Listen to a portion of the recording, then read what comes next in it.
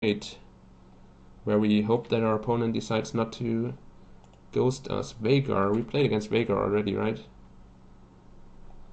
Though I'm not certain which round.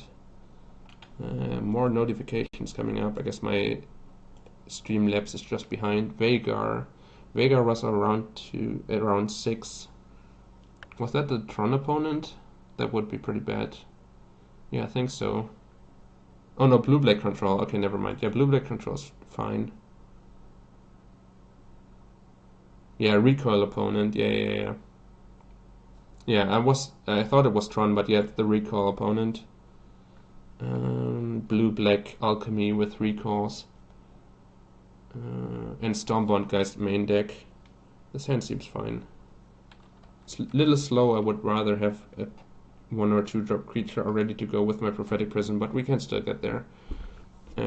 Change title to top 8, sure. Pauper challenge top 8.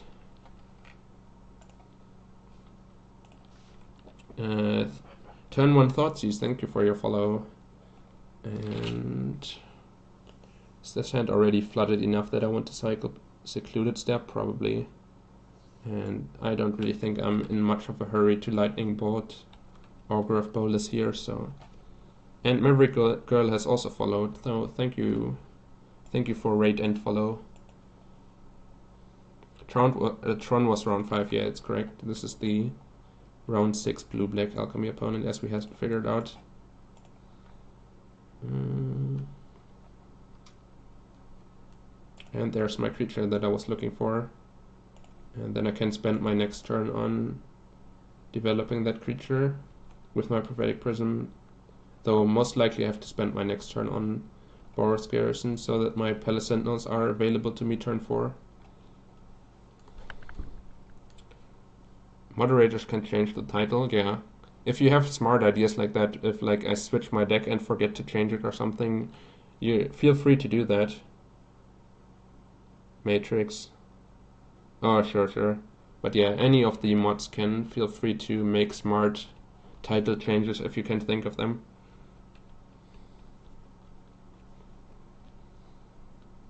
So, well, I guess that's better because I was going to spend my mana this turn anyways, and I want to get the Boros Garrison down, so I don't really have mana to recast Prophetic Prism. Though discarding 2 hand size here kind of stings. But any of my lines of play were going to involve that, unless I just run out my non-bounce land. Bolt seems pretty weak, actually. Also, I can... like, Bolt or land, basically, are the 2 options. I think, like, Bolt, land, or second Palace Sentinels. I think I want all the Palace Sentinels I can get, because the first one is like to get soul manipulated or counter-spawned. Though if my opponent just has recoil here, I'm in huge trouble. Yeah, I'll get rid of Bolt. Goblin Master, from watching one ad, wow. Thank you. Yeah, recoil would be a blowout. Also, my notifications keep going crazy.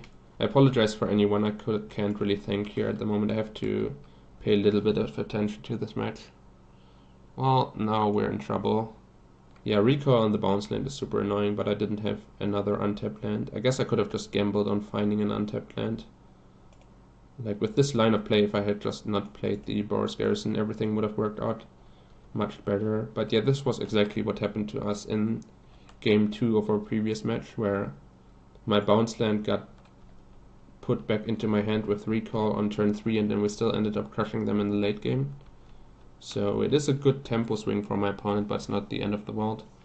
It depends much more on how much counter magic they have access to and whether they can use their counter magic on the targets that matter most. Pretty uncomfortable casting my Glinthawk into soul manipulation here, though. Well, I guess if they... well, same thing if they Doomblade. Because that allows them to get back Moldrifter and be super mana efficient. I think I'm just passing the turn. Now that I have 4 mana available in normal lands, I don't really need to expose my Boros Garrison again.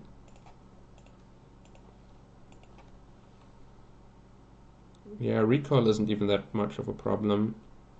I mean, whenever it hits your bounce land, it's very annoying, but like, that's not really what the matchup is about. I think you would be better served to have Essence Scatter in your deck than recall if you want to address this matchup specifically.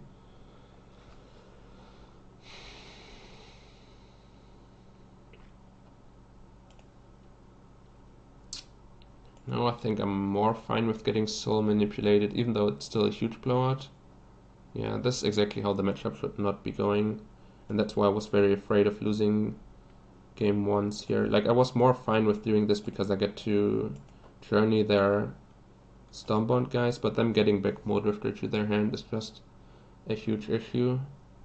Like, they countered my spell and got a Moldrifter back, and then Moldrifter is like the best card in the matchup, so I think I'm under enough pressure that I need to develop this again, but like second recall, I'll just get super destroyed. Watch Eds to be number 1. Well, thank you for your sacrifice, and you are number 1 again. Good job.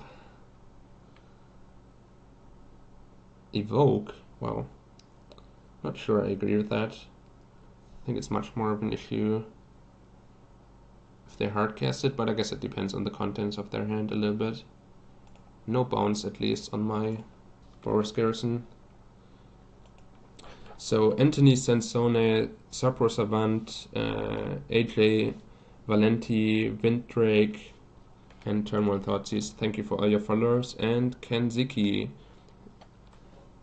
taking up the challenge to get the number 1 spot back.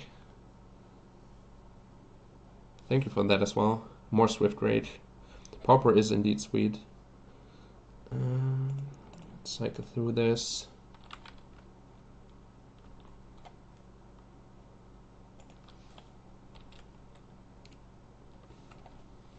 So yeah, game 1 is pretty tough because you don't have access to Pyroblast, so all of their superior card drawing is always going to resolve and put you behind. And yeah, after sideboarding you can like target their Moldrifters with your Pyroblast, and then you're in a much better position. Though I have to decide whether I want to grind out this game or like make sure I have enough time for game 2 and game 3.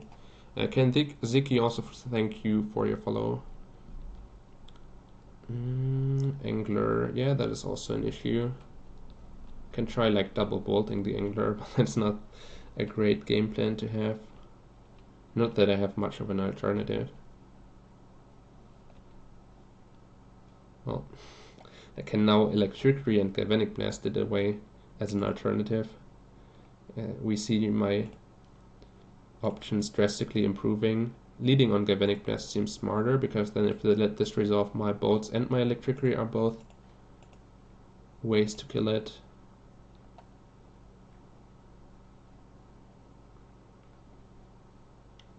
Yeah, if they're fighting over this, that seems very nice for me. I'm trading Electricity for Counterspell. I mean, I'm 2-for-1ing myself regardless, but this is basically the best thing that can happen to me. Because like Counterspell on my Palace Sentinels or something, that was a real concern. So that felt like a misstep by my opponent. They don't really have to value their Gurmag Anglers at all. All that matters is like fighting over my card draw spells, like denying me card advantage, and then they cast a bunch of Moldrifters and I can never win. Because like Forbidden Alchemy Moldrifter is a card advantage engine that I can't undermine, and they can stop mine from happening.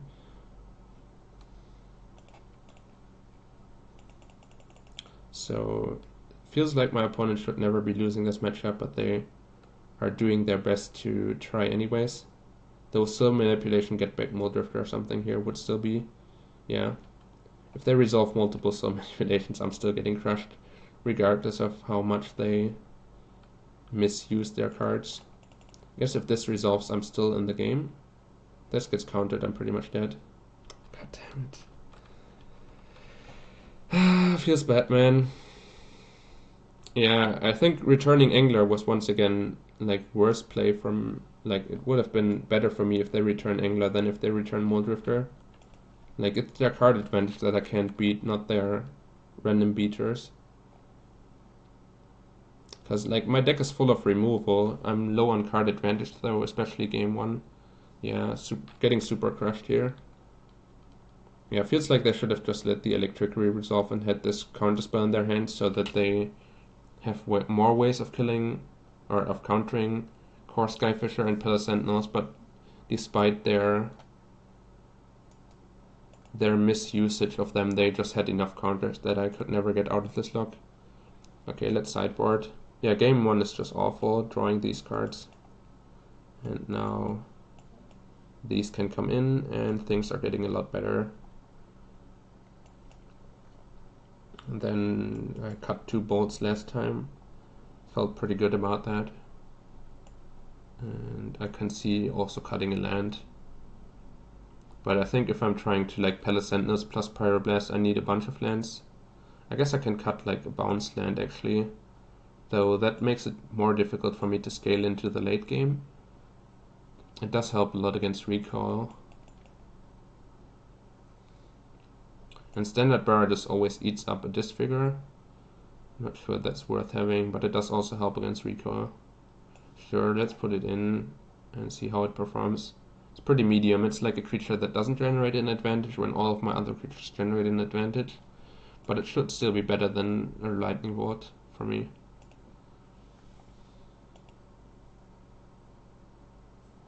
Yeah, I'm aware that they could like soul manipulation it back, but they could have also just waited on it. Like sit there with soul manipulation open and then like cast their Muldrifter when they have 8 mana or something. Like they are not under any pressure in the matchup if they approach it that way.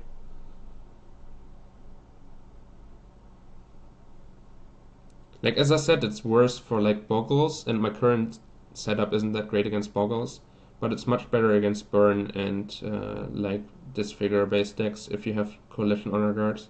There's definitely upsides and downsides to both, and it's not really meant for this matchup. It's meant for Boggles, Heroic, and Stompy, and in those matchups it's pretty important to have it on turn 2 rather than on turn 4.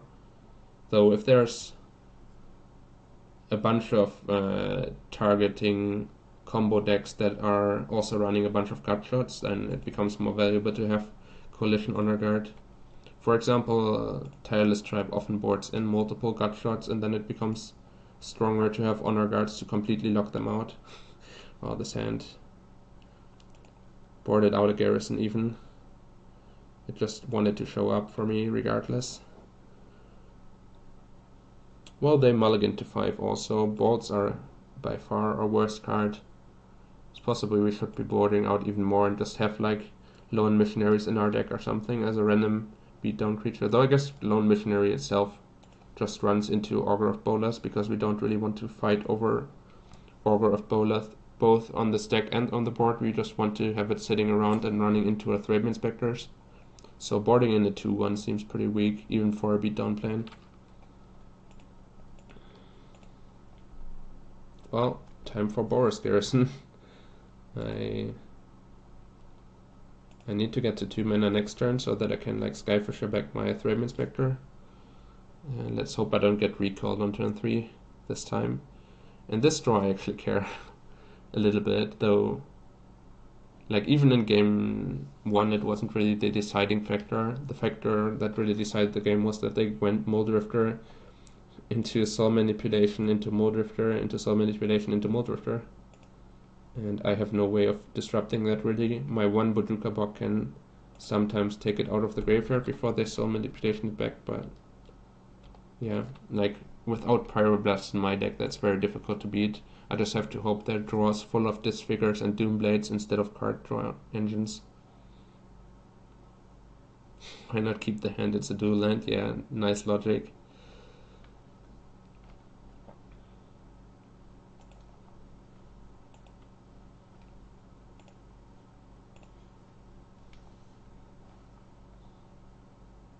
Well, the good news is we got out of game 1 pretty quickly and didn't lose too much clock time, so we're still reasonably set up to play 2 games of Magic and not time out.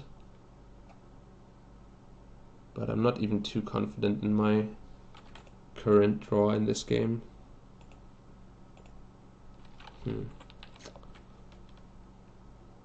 Because these Galvanic Blasts are not really doing much for me.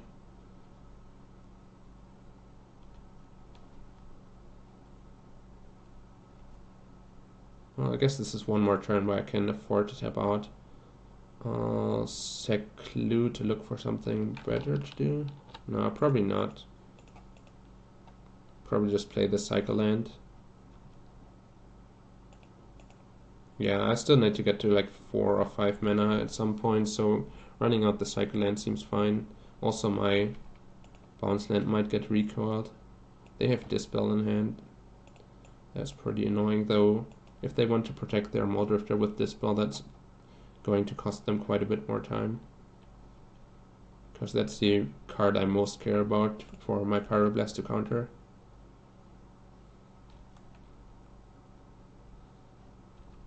Okay, not bad, not bad.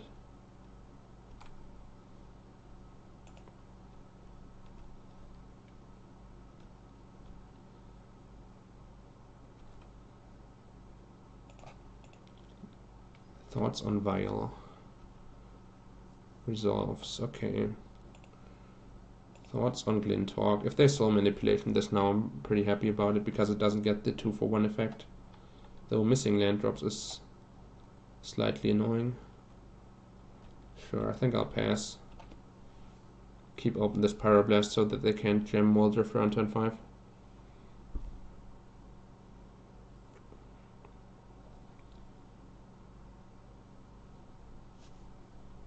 Oh. What? What? I mean, we saw this card already in the previous match, but what is this play? What are you trying to accomplish, opponent? Sure. This does not seem good. Even if it sticks on the board, if they are like swinging in for 2 damage a turn. I mean, I guess they can disfigure my Skyfisher now, but I don't know. This seems very strange. I'll deal with it with Galvanic Blast at some point as soon as I assemble Metalcraft, but for now it seems pretty ignorable, if that's a word. Like, I don't really mind this too much. That seems incredibly strange. Like, on the Gurmag Angler it was a huge beating, but here, okay, there's the artifact mana that I required. Or not, like the artifact for Metalcraft, not the mana itself.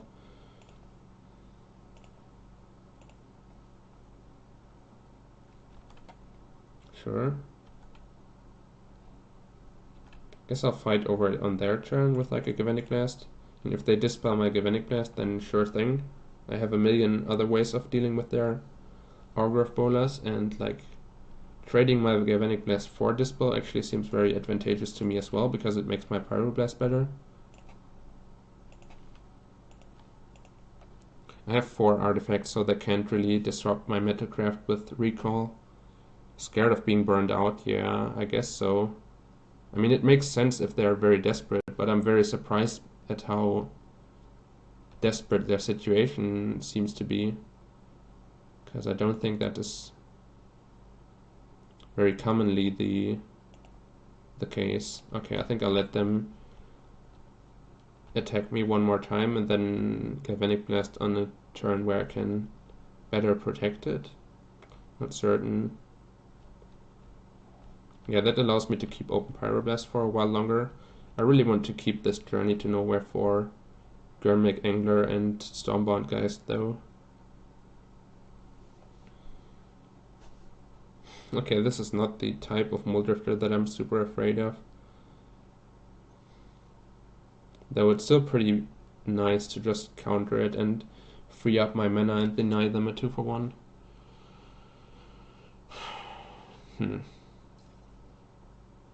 Pretty close call. I think I'll let it resolve. I can blast EOT, yeah.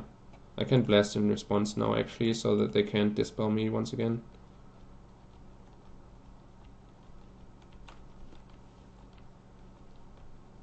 Yeah, I mean, for hardcast Muldrifter, but they couldn't get to 5 mana anyways. They only had 4 available after dispelling me. Okay, that was the best draw for sure. Yeah, I like the way this game has turned out. Also like the way that I approached the game much more than how my opponent played it. They seem to have some strange ideas about this matchup. And now it feels like there's pretty much nothing I can lose to anymore. They need some board wipe, and they didn't seem to have one in the previous match. Like, there's no Evinkar's Justice or something in my opponent's deck. They're fully based around creatures. What? Never mind. How to eat your words in 10 seconds. Well, that's pretty good for our opponent, though I guess it's not bought back. But still. Yeah, we wrecked them with Better Screech in the previous match, and then they never found an answer to it. So also the way that they played their previous match kind of made it look like they don't have a board wipe of any kind in their deck, because they prioritized casting like Disfigure and Tragic Slip on my 1/1 tokens instead of digging for a board wipe. So either they changed up their sideboarding strategy from the previous match to this one, or they just played it pretty weird in the previous match and made it seem like they don't have a board wipe when they actually did. I guess it's justice. Yeah, I guess so. Just making Kenziki spend more bits for this legendary streamer. Thank you. Huh. Yeah, I think this is probably worth fighting over now. Especially if my opponent fights over it. Might not have been. Could have just let it resolve, because the 1/3 body on the board is pretty irrelevant to me. And I need these Pyroblast for Muldrifter and Soul Manipulation still. Yeah, probably that was loose. I should have just kept both Pyroblasts. Things are still going great here, though. Somehow they have 5 cards in hand, are not doing anything, though. It's pretty strange. Though I'm pretty close to just burning them out, while also keeping up with them in terms of card advantage. Yeah, 2 turns to win, definitely. Though this looks like Doomblade, sure.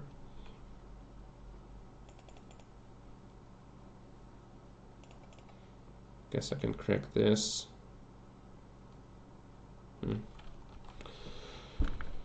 Would like my spot more if I had become the Monarch already, but still it feels pretty favorable the way this is going. Yeah, if I had Pyroblast number 2 in hand, I would be much more comfortable with my position. Definitely have to let this one resolve. Forbidden Alchemy, sure.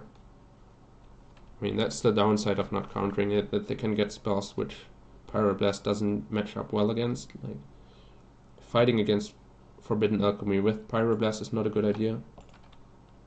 So in those cases you would prefer for them to like not have a way of finding the spell in the first place. But so it feels more important to get Muldrifters and Soul Manipulations off of the board. Or stop them from resolving, I mean. Okay, once again, pretty nice turn. Can even bounce this Secluded Step now. Yeah, that was quite the productive turn. How to eat your words, yeah. Thank you for clipping that. The classic, he can never have that card and then he has it right away. How likely are we to crack a vial on that augur to punch in 1 life? Not, I mean, at some point, pretty much like 95% or something. Right now, not that likely. I think I want to spend my mana on Secluded Steps this turn. Go like Prophetic Prism for white, Secluded Step into second Secluded Step. I think developing my card draw is still more important than getting 1 damage in. But it's definitely a possibility on this board to get the 1 damage in and try to burn my opponent out that way. Especially if I'm putting them to 7 instead of putting them to 8. Like this one flies over and this gets the extra 1 point in. Angler. Sure, don't care. I have 2 vials and then Journey to Nowhere with the angler's name on it. Still only care about Muldrifters and Soul Manipulations, so at least with the second Pyroblast I have to be disciplined after spewing off the first one. This figure, sure. I mean, would be better for me to have my flyer, but yeah. Once again, it was a creature that drew a card already. At some point, I'm just going to find Reaping the Graves and destroy them.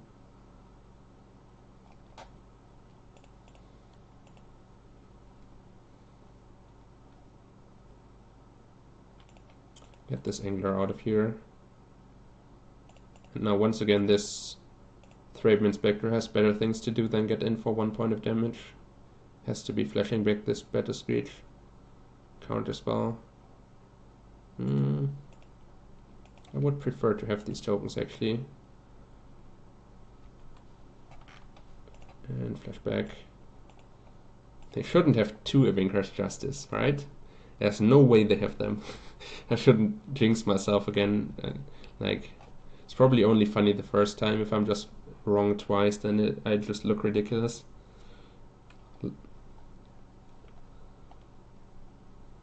Okay, that one I wanted to Pyroblast. This Pyroblast has been waiting for a Muldrifter to hit for basically the entire game.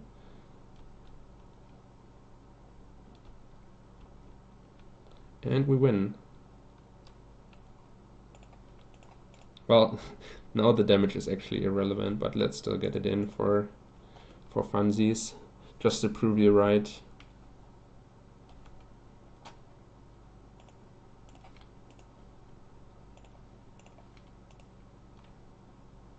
There we go.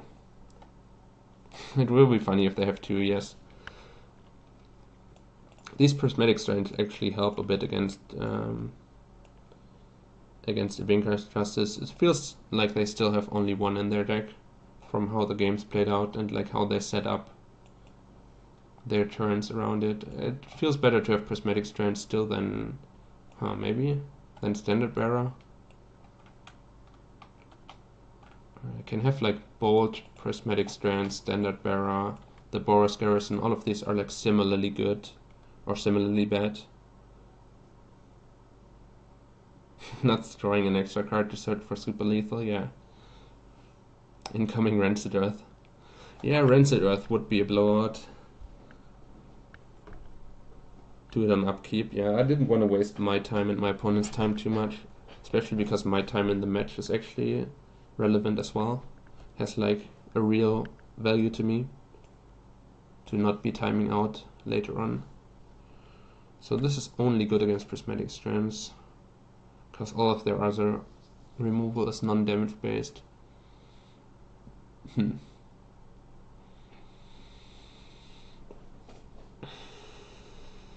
Yeah, I think I just have to accept the fact that Prismatic Strands is pretty good against me, and it still only kills like half of my creatures, and like out of those 10 that it kills, 8 of them have already generated value, so it doesn't feel too bad. Yeah, not too much. A little bit of time wasting is fine. Okay, I think I'm still going with the Standard Bearer. Probably it's just correct to have Boros Garrison, but it feels so bad if it gets recalled. And also we are flooding out in this matchup quite a bit. Okay, let's go with the Standard Bearer once again.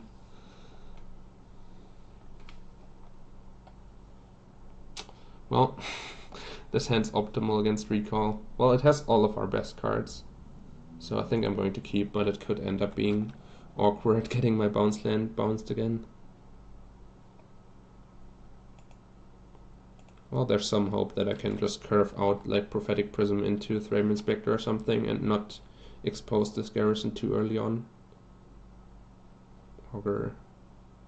Though, like, the optimal way of sequencing my draw with no recall would be to just Thraben Inspector bounce land. But I'm so dead if they bounce it then. Not sure if waiting actually helps me much though. Because I need to get to Palace Sentinels at some point anyways. Pretty tough spot.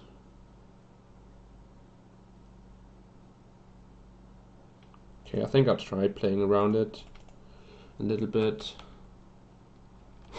Okay, my deck does not want me to play around it any further. I just have to all in on Boris Garrison's next turn to get to Palace Sentinel's mana.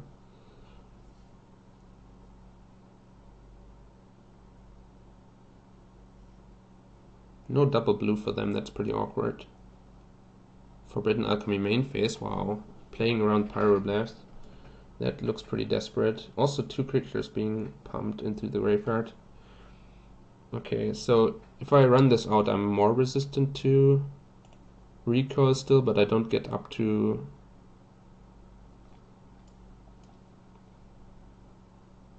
up to 4 mana right away. That's probably fine with the way that my hand is shaping up. So do I want to... Probably just want to Bojuka block them now and get rid of their potential to run out Gurmag Angler, because my hand is kind of slow and I don't have access to a Journey to Nowhere yet. So if I'm... Like, if they value Forbidden Alchemy so much that they main phase it, then it feels like they just had Gurmag Angler follow-up lined up. And we deny them playing it. And also now they don't have a creature in their graveyard, so I can run this Raven Inspector out, and if they Soul Manipulation it, they don't get Muldrifter or Gurmag Angler back from their graveyard to their hand. So all of this felt pretty nice. And yeah, I drew enough normal lands that I don't have to expose my bounce land to the recall yet. So I think I got rewarded there. Yeah, I mean, it went in and out of the Monarch deck for quite a while. Like sometimes it was in the lists and sometimes it wasn't. It kind of depends on how much graveyard stuff is going on in the format otherwise. Let's see, do I want to bet a Screech this turn? Or Glinthawk or Palace. Like Palace is the one that I most want to resolve, but Better Screech kind of overextends me into Ivinka's Justice. I guess if they tap out for Ivinka's Justice, it's pretty great for me in terms of resolving my Palace Sentinels more likely.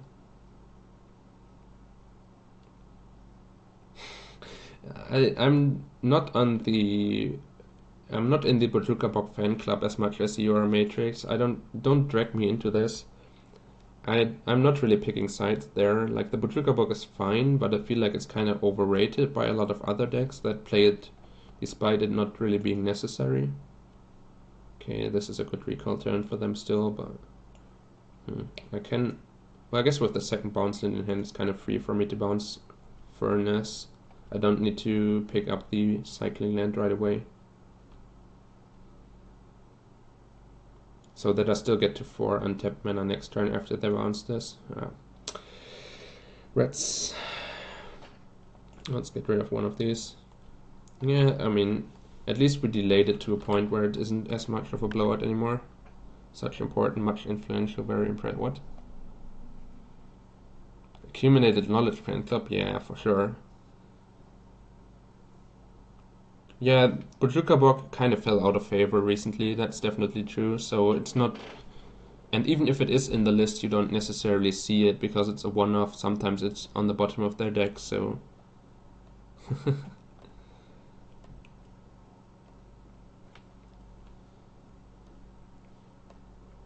So yeah, these fun-offs, you don't necessarily get to know whether they have them in their deck or not. And I'm not actually certain how much play it sees at the moment. Probably there's like 1.4 or something in an average deck list, so like 40% of the decks have 1 and 60% have 0. Mortuary Mire is the one that is more popular.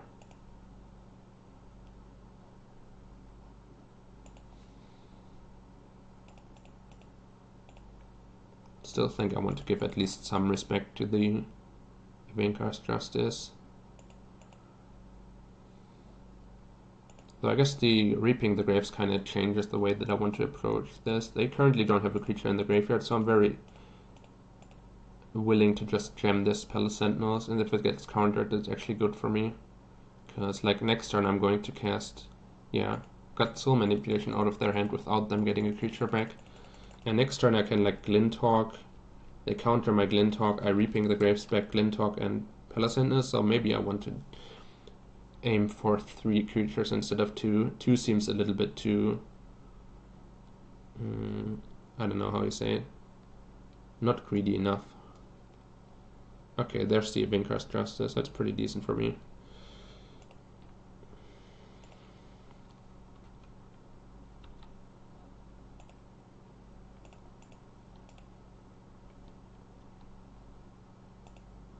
Ah, Pyroblast. Now we're talking. Then I guess I don't run out the second Glint Hawk. Still think I want to bounce the artifact more than the cycling land. I kind of value all the mana I have in play. Keep this Pyroblast open for a Muldrifter, though they're likely to be able to fight back with Dispel or Counterspell or something. They have not really been doing much proactively.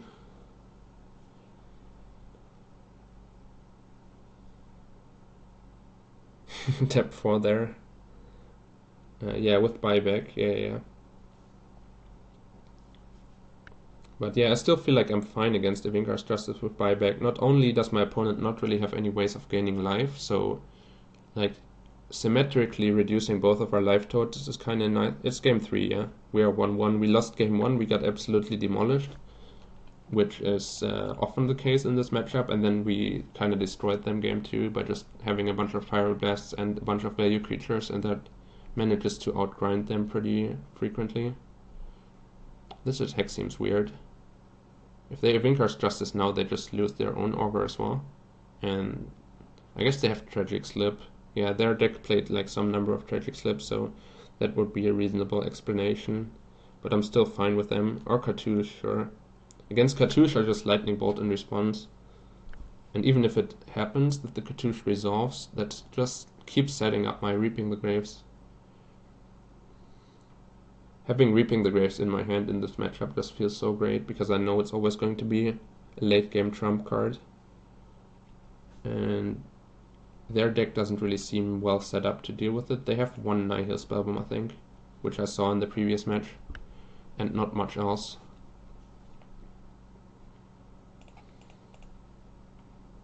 And yeah, I can keep running creatures into their counters. As long as they're not soul manipulating back a creature from their own graveyard, I'm fine with those exchanges. What? I became the Monarch? Okay. That is great. Now I'm feeling great about my chances. Recall my Palace Sentinels, or what is this? Sure. Guess I'll bolt your Augur. Even if I lose this fight and they somehow steal the Monarch, then I'm still stealing it back with the Palace Sentinels next turn. Probably. Dispel. Probably worth fighting over this though. Yeah, I don't want to lose the Monarch. And then I guess I counter the recall now. Though that opens up more removal spells for them, but I don't have to discard a card. Not sure. If they have like... well, they need 2 removal spells. Or like a Vincar's Justice and a removal spell for Palace Sentinels. And then I can still Reaping the Graves this back at some point and steal the Monarch. This could still backfire though. There's like a slight amount of risk attached to this if they have a million answers. There are only 3 cards left in hand, so don't Doomblade me. I guess then Rover Horror would be like the worst. 3rd recall? No. Just Skirmick Angler? Just Skirmick Angler would be like my dream. Run it into Journey to Nowhere, don't steal my Monarch. Everything's great. They have Vincar's Justice in hand for sure, because they've bought it back so we know about it.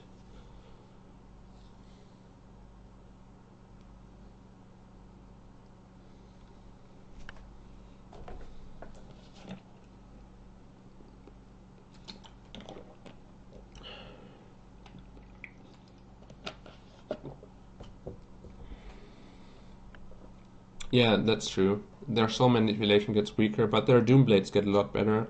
If I kill the Augur, then they can't like Doomblade my blocker and get the Monarch.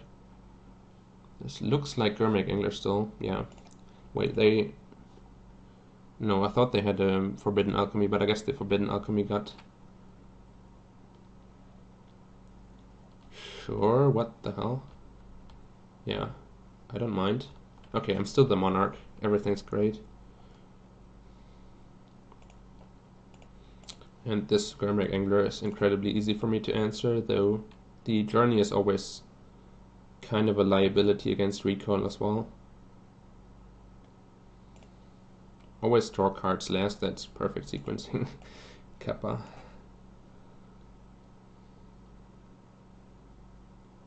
Okay, if this one is enough for them to cast buyback Ivinkar's Justice again, I'm happy about that as well. Because they didn't seem to have a spot removal for the Palace Sentinels, but it's still worth it to have 2 blockers, so they can't just spot removal this and get an attack in. They have to spend their turn on spot removal plus Ivinkar's Justice. Yeah, now I feel great about my chances here, though a bunch of Muldrifters being chained together could still be an issue. Sure. Yeah, this Cartouche of Ambition. I think I'm just chump blocking here. Lets me keep my Monarch and doesn't expose my Palace Sentinels to Ivinkar's Justice for no real reason. And then I guess I bounce it back to my hand so that even if they end up stealing Monarch from me at some point, I can just steal it back by casting this. It seems like the most cautious line of play that I can take. So I guess I should just be... don't have access to that much mana actually. And Battle Screech is pretty awful into the Ivinkar's Justice, but once again my opponent is losing life. And like we're symmetrically losing life. And there's not too much life gain in their deck. They do have this Cartouche, of course. But like it's not that big of a deal.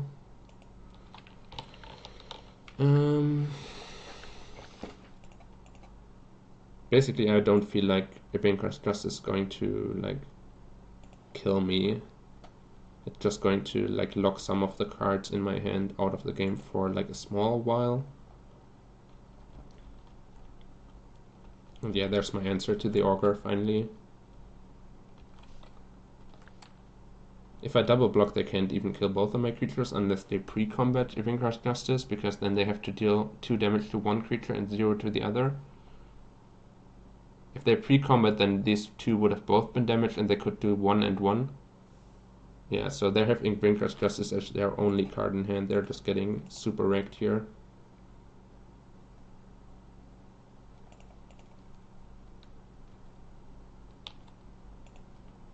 Well, I guess I have more 2-mana draw card effects than any man can ever cast. But yeah.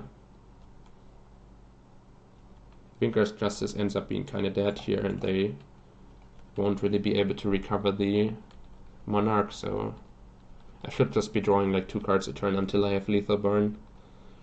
It resembles Magic that you would play circa 1998 when you didn't have lots of money. Yeah, kinda.